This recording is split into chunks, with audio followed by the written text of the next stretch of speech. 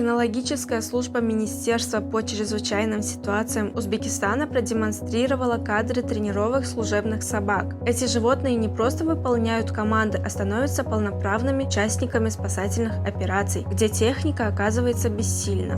Благодаря острому слуху и обонянию они незаменимы при поиске пострадавших под завалами и в зонах стихийных бедствий. Специалисты отмечают, что в условиях, когда каждая секунда может стоить жизни, именно эти четвероногие помощники играют ключевую роль. Кинологическая служба МЧС Узбекистана регулярно принимает участие в международных спасательных операциях и уже получила высокую оценку зарубежных экспертов. Отмечается как профессионализм кинологов, так и применяемые методики подготовки собак.